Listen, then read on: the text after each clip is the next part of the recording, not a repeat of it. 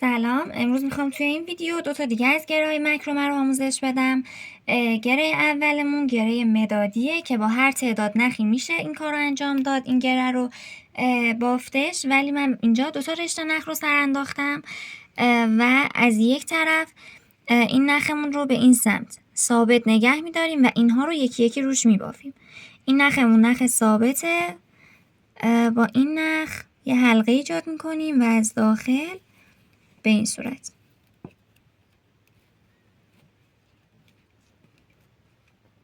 یکی دیگه هر نخمون رو 2 بار میبافیم و میریم سراغ نخ بعدیمون. این هم نخ بعدی.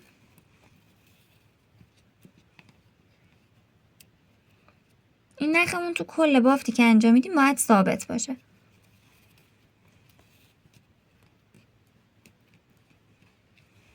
و نخ آخرمون هم به این صورت.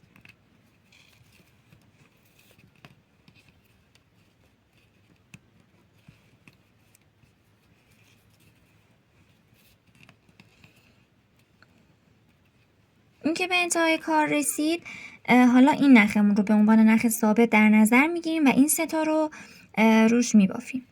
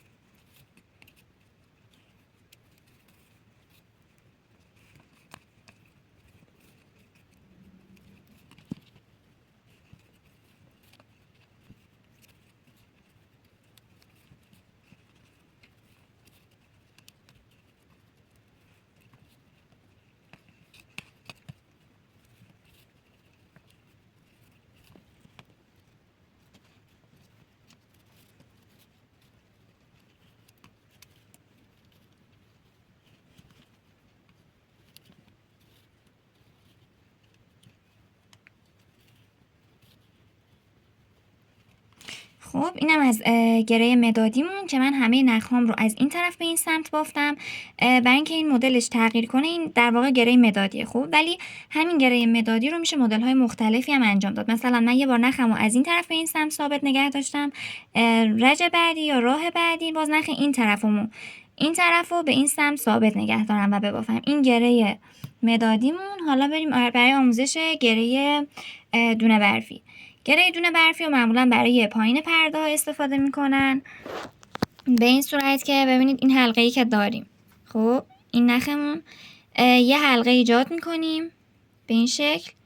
نخ رو 3 بار از داخل این حلقه رد میکنیم. 1 بار، 2 بار و 3 بار. در نهایت دو طرف نخمون رو میکشیم و اینم گره دونه برفی.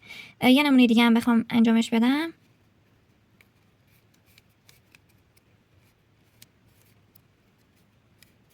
ببینید این نخمون یه حلقه ایجاد میکنیم. خب این نخی که داریم رو 3 بار از داخل حلقه رد میکنیم. 1 بار، 2 بار و 3 بار. حالا دو طرف نخ رو میکشیم. این هم گره دونه برفی. ممنون که تا انتها تماشا کردید. با من همراه باشین تا بقیه گره ها رو بهتون آموزش بدم.